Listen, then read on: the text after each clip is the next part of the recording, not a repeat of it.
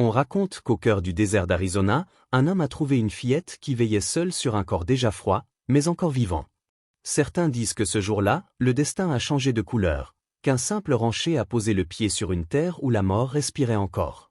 Quand il est descendu de son cheval, il n'a pas seulement découvert une enfant prête à frapper, il a vu une vérité que personne n'aurait dû voir. Car ce qui gisait sous ce voile de sable n'était pas seulement une mère mourante, c'était un secret que le désert avait tenté d'engloutir. Le territoire d'Arizona, août 1875. Le soleil écrasait la terre rouge, et l'air vibrait d'une chaleur presque métallique. Le désert semblait infini, immobile, seulement animé par le pas régulier d'un cheval avançant entre les rochers. Guillaume Wa Callahan, large d'épaules, silhouette taillée par des années de travail et de solitude, guidait sa monture d'un geste lent et assuré. D'ordinaire, il traversait ces plaines sans un mot, habitué au silence brûlant des étendues de poussière. Mais ce jour-là, quelque chose clochait. Une sensation infime, presque instinctive. Puis un son, fragile, étranglé, un cri d'enfant. Wa tira sur les rênes. Son cheval s'immobilisa. Le cri retentit à nouveau, plus net cette fois. Aigu. Humain. Affolé. Il descendit d'un bond, posa doucement les rênes au sol, et marcha vers la source du son. La chaleur lui brûlait la peau, le sable s'infiltrait dans ses bottes. Mais il avançait sans hésiter. Au pied d'un petit mesquite tordu par le vent, dans une dépression du terrain, il la vit. Une fillette. Pas plus de 4 ans. Pieds nus, visage couvert de poussière et de larmes séchées. Elle tenait un bâton trop lourd pour elle et le brandissait comme une arme. À ses côtés, étendu à moitié dans le sable, reposait le corps d'une femme. « Ne la touche pas » hurla la petite, tremblante de peur mais droite comme un soldat. « Maman dort. Maman va se réveiller. » Wa leva les mains, lentement. « D'accord, petite. Je ne la touche pas. » Sa voix se fit plus douce. Plus grave. « Je veux seulement voir si elle respire encore. » Il s'accroupit. La femme avait une vingtaine d'années, le visage pâle, couvert de poussière. Un bonnet défait laissait tomber des mèches de cheveux collées par la sueur. Ses lèvres étaient craquelées. Wa approcha 2 doigts de sa gorge. D'abord, rien. Puis, un frémissement. Une pulsation fragile, irrégulière. De la vie. Un fil à peine tenace. Il attrapa sa gourde, humecta un morceau de tissu et l'appliqua sur le front brûlant de la femme. Quelques gouttes d'eau glissèrent sur ses lèvres. Elle remua imperceptiblement. La fillette s'approcha, méfiante mais paniquée. « Comment tu t'appelles » demanda Wa sans quitter la femme des yeux. « June, mais tout le monde dit Junie. »« Très bien, Junie. Je m'appelle Wa. Ta maman se bat encore, mais elle a besoin d'aide. Et toi aussi. » Il regarda le ciel. Des vautours tournaient déjà. « Vous ne pouvez pas rester ici. Tu viens avec moi, d'accord ?» Les lèvres de Junie tremblèrent. Elle jeta un regard à sa mère. Elle ne peut pas rester seule. Elle ne restera pas seule. Je m'en charge. Wa improvisa un abri de fortune avec une couverture et 2 branches, protégeant la femme du soleil. Puis, avec 1000 précautions, il la hissa sur son cheval, l'attacha fermement et installa Junie devant lui, minuscule contre sa poitrine. « Elle va vivre » demanda la petite. Wa fixa l'horizon brûlant. « Elle a une chance. On va l'aider à la prendre. » Ils partirent vers l'ouest, 3 silhouettes projetées contre le ciel rouge, dont une accrochée à la vie par un souffle mince. Les heures passèrent dans une chaleur implacable. Wa avançait sans un mot, portant parfois la femme sur ses épaules lorsque le terrain devenait impraticable. Junie trottinait près de lui, tenant son manteau comme une bouée. « Maman, reste avec moi » murmurait-elle sans cesse. La maison de Wa apparut enfin, petite mais solide, au loin dans la brume de chaleur. Il poussa la porte d'un coup d'épaule, étendit la femme Eleanor sur le lit le plus propre qu'il possédait, et se mit aussitôt à travailler. Eau chauffée, herbes broyées, compresses, bandages, quelques gouttes de carbolique. Ses gestes étaient précis, rapides, presque militaires. Les traces de son passé de médic de terrain. Eleanor gémit une première fois. Puis une deuxième. Wa sentit un espoir timide remonter en lui. « C'est ça, reviens. » Lentement. La nuit tomba. Junie s'endormit au pied du lit, la main serrée autour des doigts de sa mère. Wa resta éveillé, un couteau dans une main, 2 doigts sur le pouls d'Eleanor. Aux premières heures du 3e jour, Junie ouvrit les yeux, la voix brisée, dit « Wa, est-ce que maman est devenue un ange ?» Wa resta immobile. Le pouls d'Eleanor venait de changer. Faiblir. Ou revenir? Il n'en était pas sûr. Et parfois, le doute est pire que la vérité. Cette nuit-là, Eleanor frôla la mort plus près qu'aucune âme ne devrait jamais l'approcher. Et Wa sut que quelqu'un, quelque part, voulait qu'elle disparaisse. Non, répondit-il d'une voix basse mais assurée. Elle se bat trop fort pour être un ange. Pas encore. Junie acquiesça lentement et se rallongea, les doigts toujours serrés dans la chemise de nuit de sa mère. La pièce était silencieuse, mais la nuit qui suivit fut tout sauf paisible. La fièvre d'Eleanor grimpa d'un coup, violente, ravageuse, comme si la chaleur du désert s'invitait dans son corps. D'abord des frissons, puis des vagues de sueur brûlante. Son dos se cambra brutalement, ses dents claquèrent, ses bras se mirent à fouetter l'air comme pour repousser un ennemi invisible. Junie hurla de peur. Wa bondit vers le lit, plaqua une serviette contre ses membres convulsés et la maintint avec précaution. Son corps se tordait tellement qu'il craignit qu'une côte ne cède. Il fouilla dans son sac, en sortit une petite lame et murmura « Pardonne-moi » avant d'inciser légèrement la peau, pour drainer la ligne rouge gonflée qui courait le long de son bras. Le sang qui s'écoula était sombre, presque noirci par la chaleur et la déshydratation. Rapidement, il banda la plaie, rafraîchit son front, arrosa son corps d'eau fraîche. Puis, les mains tremblantes, il saisit une aiguille de cheval aiguisée, vestige d'une vieille technique militaire, et la piqua doucement dans son épaule pour soulager la pression interne. Junie, agrippée à sa manche, pleurait à chaudes larmes. « S'il te plaît, la laisse pas partir. » Wa n'eut pas le courage de répondre. Il alluma une autre bougie, broya plus d'herbe, et se mit à murmurer des paroles que les anciens médecins de guerre utilisaient quand la mort tournait autour d'un lit. L'aube arriva lentement, un or pâle filtrant à travers les volets. L'air sentait les linges humides et les racines amères. Wa s'était endormi dans sa chaise, le menton posé sur sa poitrine. Ce fut Junie qui se réveilla la première.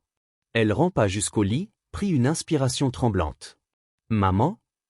Les yeux d'Eleanor frémirent, puis s'ouvrirent à peine. « Junie » murmura-t-elle, sa voix râpeuse comme du sable. La petite éclata en sanglots de soulagement. « Maman, tu es revenue. » Wa ouvrit un œil, puis l'autre. Ce qu'il vit lui serra la gorge, la poitrine d'Eleanor se soulevait régulièrement. Pas faiblement. Pas en lutte. Vivante. Stable.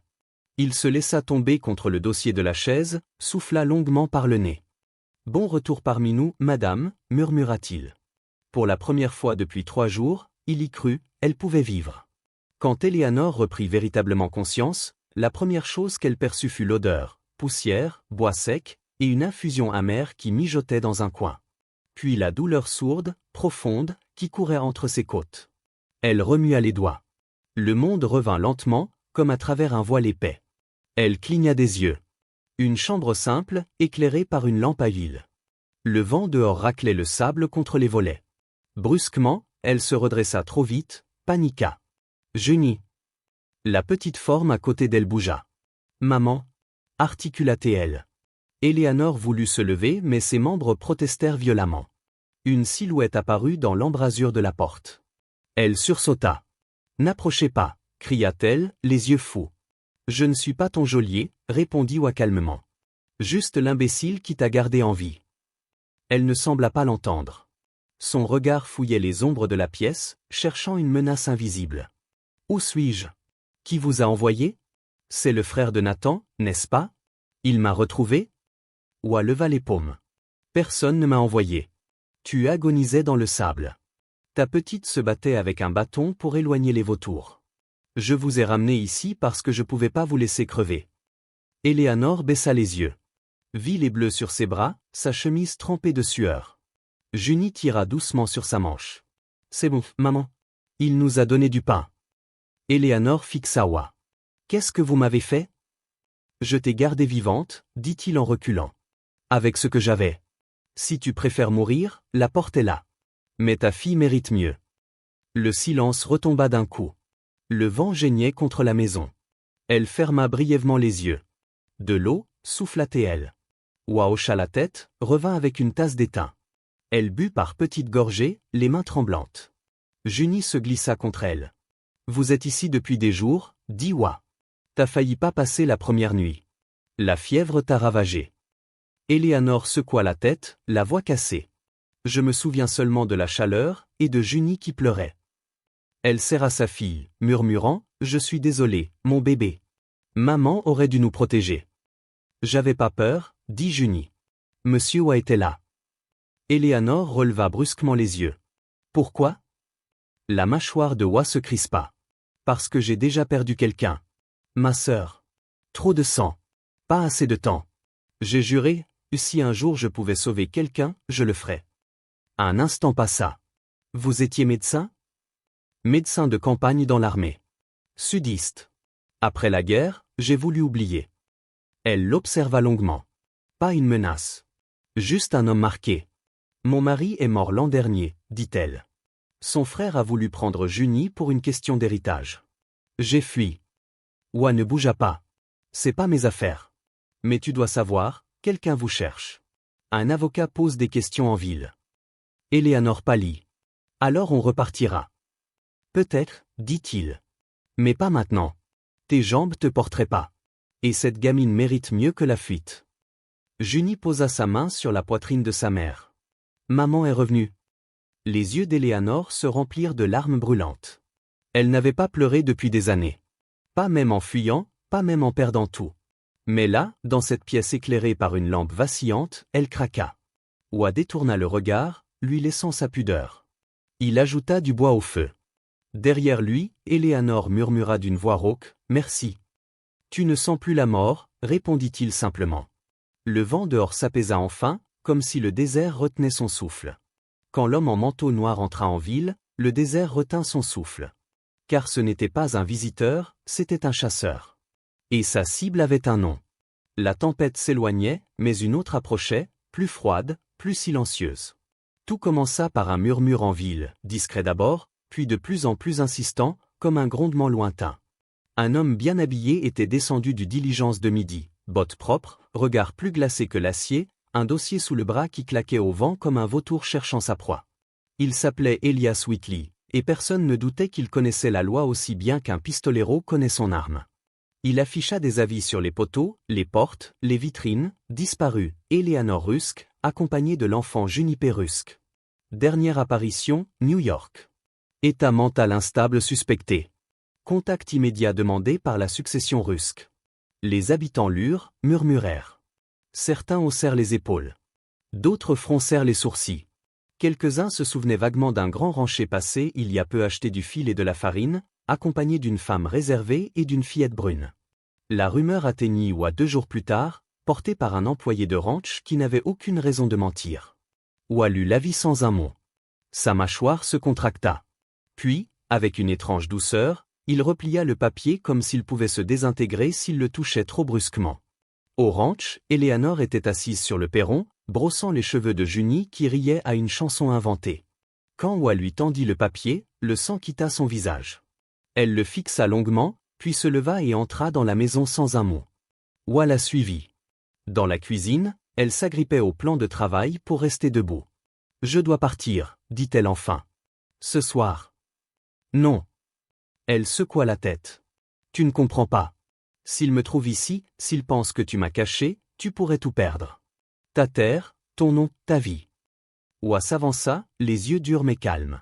« Cette petite t'appelle maman. Et elle m'a appelé courageux. Je ne renonce pas à ça. » Éléanore ouvrit la bouche, mais son souffle se brisa. « Wa, tu ne sais pas ce dont ils sont capables. Je m'en fiche qu'ils envoient 10 avocats. Ici, vous êtes en sécurité. Et j'ai l'intention de le rester. » Cette nuit-là, Wa s'installa près de la grange, un fusil posé sur ses genoux. Le désert semblait calme, mais le calme pouvait mentir. La lune argentait le sable. Dans la maison, Junie dormait contre sa mère. Éléanore, elle, ne trouvait pas le sommeil. Autour de minuit, un craquement. Pas un lapin. Trop lourd. Wa se raidit. Une silhouette longeait la clôture. Grande. En cap. Avançant lentement. Il attendit que les bottes franchissent le portail. Un coup de feu claqua, sec et précis. La balle frappa le poteau à 15 cm de la tête de l'inconnu. Deux choix, lança Wa. Tu repars, ou je t'enterre derrière la grange. La silhouette se figea, puis détala dans l'obscurité. Wa resta un long moment immobile, respirant calmement. Quand il se retourna, Éléanore était dans l'encadrement de la porte, enveloppée dans une couverture. « Il est parti, dit Wa. » Elle hocha la tête. Tu n'as même pas demandé qui c'était. J'ai pas besoin de savoir. Il n'était pas le bienvenu.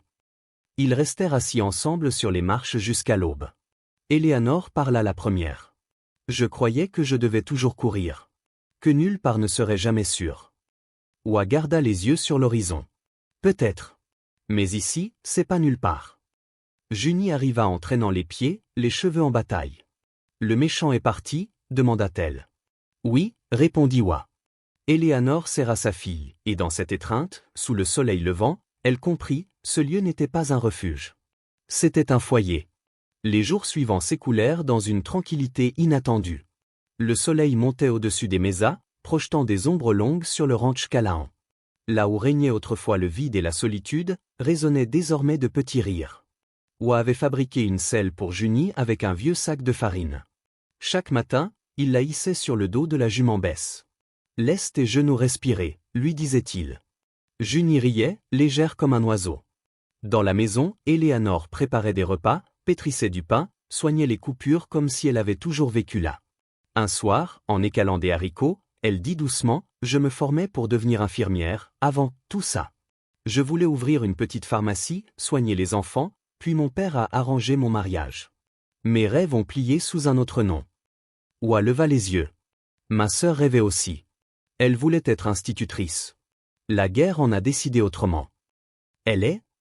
Il hocha la tête. Choléra. J'étais arrivé trop tard. Éléanore posa sa main sur la cicatrice de son avant-bras. Tu m'as sauvé. Peut-être que ça compte pour elle aussi. Oa ne répondit pas, mais quelque chose en lui se relâcha. Cette paix fragile vola en éclats 2 matins plus tard.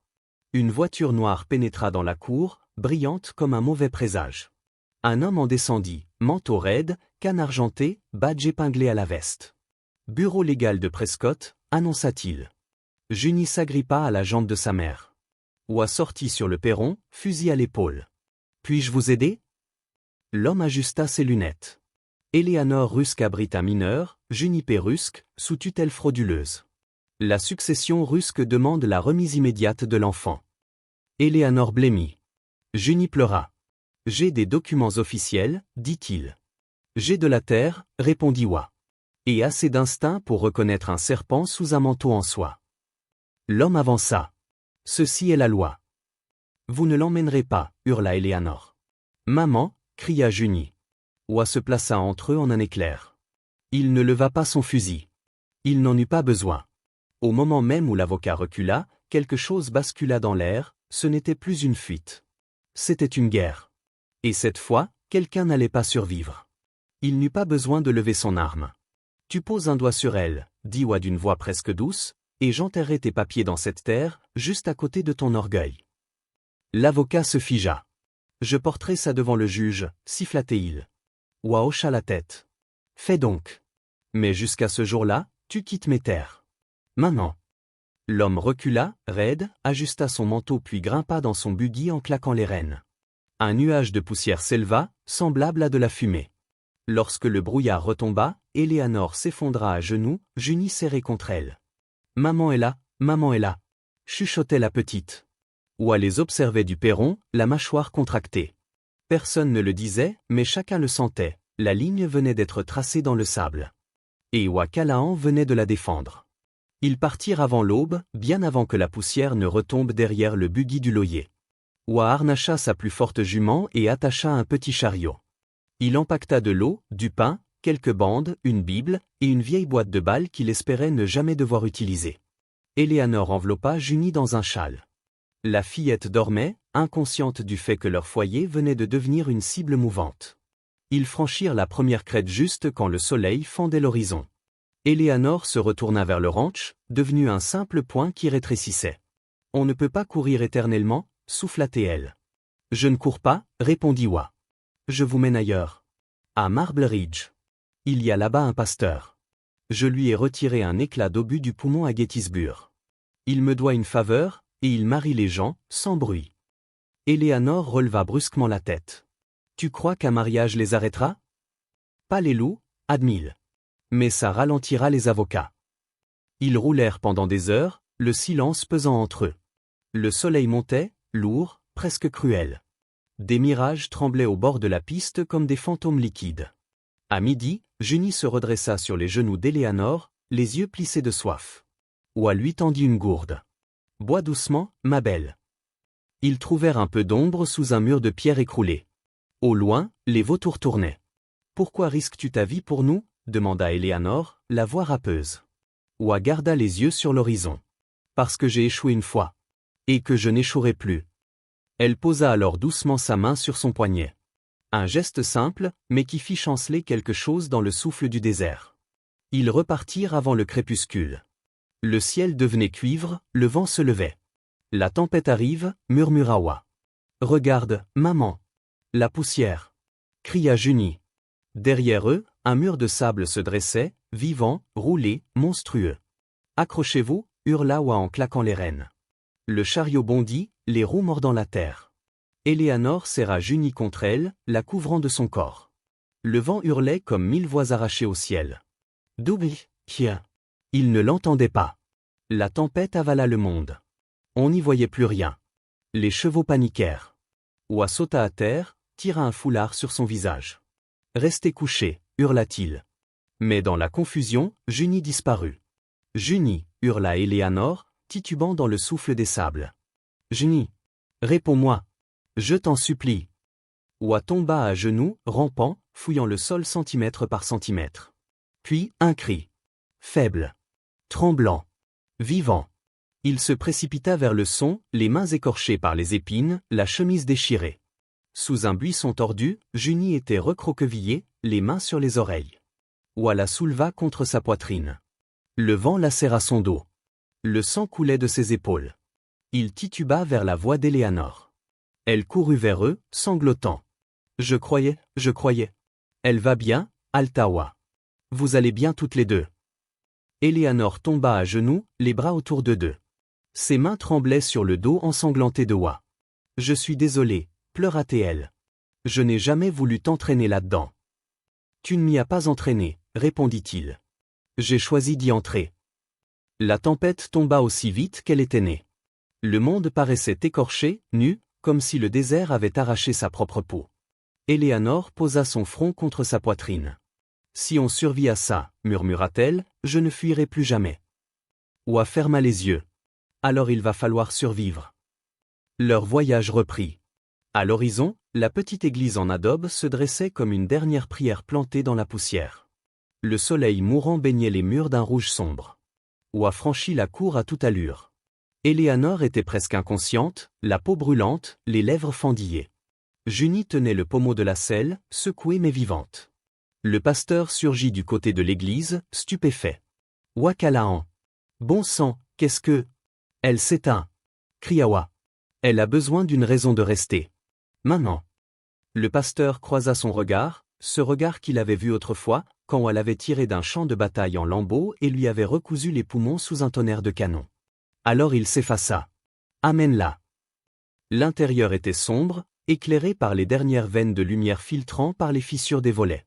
L'odeur de cire et de bois ancien emplissait l'air. Oa étendit Éléanore sur le banc proche de l'autel.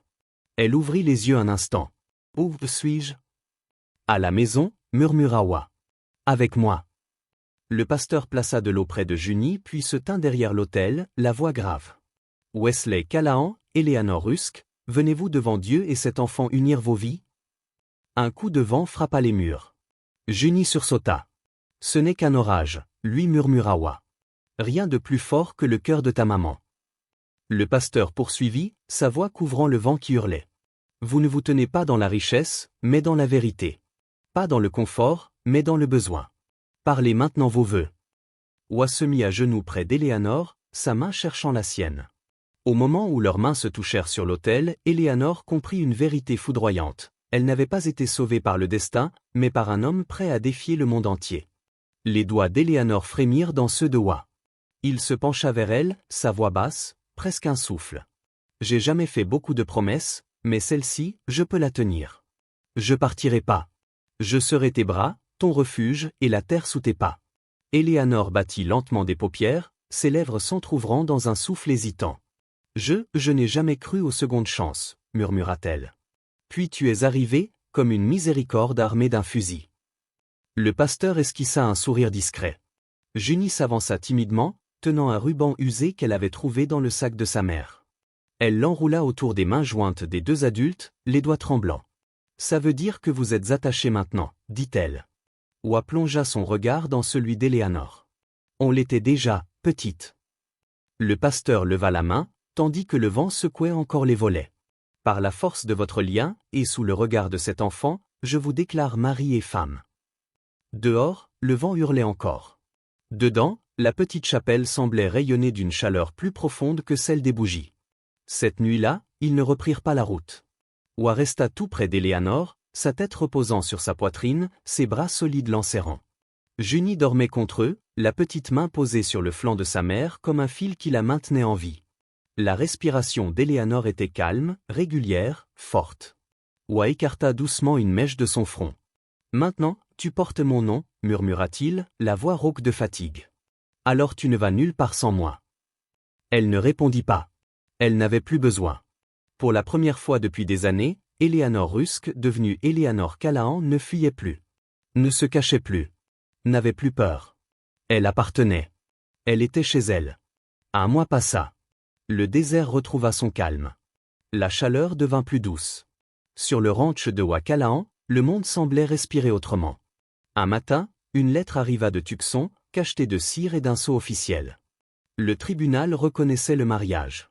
L'adoption était approuvée. Oa resta longtemps à fixer le papier avant de le tendre à Eleanor. Elle le lut 2 fois, les mots se noyant dans un flou de larmes. « Elle est à nous, murmura-t-elle. « Non, répondit Oa doucement. Elle l'a toujours été. » Junie apprenait maintenant ses lettres. Lentement. Têtue comme un poulain. Chaque jour, Eleanor s'asseyait près d'elle avec une ardoise et un bout de craie. Un matin, Oa découvrit 2 mots, tracés de travers, griffonnés sur un poteau de la grange, « Mamawa ». Il resta immobile plus longtemps qu'il ne l'aurait voulu, la main posée sur les lettres tremblées. Eleanor, elle, avait recommencé à cueillir des herbes, les faisant sécher sur des draps de mousseline près du perron. Sa vieille formation d'infirmière reprenait vie. Elle gardait un carnet ouvert sur la table de la cuisine, esquissant des plans pour une petite boutique de remèdes construite avec les planches abandonnées derrière la grange. Un matin, elle montra son croquis à Oa. L'enseigne imaginée disait « Rusk et Callahan, remède, tonique et bonté ». Oa sourit. « La dernière est ma préférée. » Elle déposa un baiser sur sa joue. « Celle-là est de toi. » Les jours s'écoulèrent doux et réguliers. Ils plantèrent ensemble un jardin d'herbes. Transformèrent un coin de la grange en apothicaire tapissé d'étagères. Junie apprit à écraser les feuilles dans un mortier bien trop grand pour elle. Puis une nuit, sous la lumière calme de la lune, alors que Junie dormait profondément, Eleanor prit sa plume. Elle écrivit une lettre d'une main lente, appliquée. Elle la glissa dans une petite boîte en bois gravée des initiales de sa fille, puis la déposa sous son oreiller. Elle disait « Ma chère Junie, l'homme qui m'a sauvée n'était pas un ange. C'était un homme. Un homme dont les mains pouvaient creuser des tombes ou planter des jardins. Il a choisi les jardins. Il nous a choisis. Avec tout mon amour, maman. » Au matin, Oa travaillait devant la maison, taillant une large planche avec un ciseau aiguisé pour l'occasion. Eleanor resta longtemps appuyée contre le cadre de la porte, les bras croisés, à le regarder. Il ponça soigneusement le dernier trait, puis accrocha la planche sur le portail. On pouvait y lire « Les Callahan, 3 cœurs, un seul foyer ». Eleanor s'avança, effleurant le bois du bout des doigts. « C'est parfait », souffla-t-elle. Junie sortit de la maison en courant, les cheveux en bataille, les mains tachées de craie. Elle tourna sur elle-même, les bras écartés, chantonnant d'une voix sans mélodie. « Maman dort plus, maman a un nom maintenant. » Eleanor éclata de rire et l'attrapa dans ses bras. Oa les rejoignit, refermant son étreinte autour des deux. « Plus de tempête, dit-il. Plus de tombes. Plus de fuites. Juste 3 cœurs battant sous le même ciel. Et si cette histoire t'a touché, la poussière, le danger, l'amour né là où personne n'aurait cru, alors reviens. » Chaque semaine, les histoires d'amour du Far West t'offrent des récits où la loyauté chevauche plus fort que les balles, et où l'amour grave son nom jusque dans les terres les plus dures. Jusqu'à la prochaine balade, que tes routes soient stables et ton cœur toujours sauvage.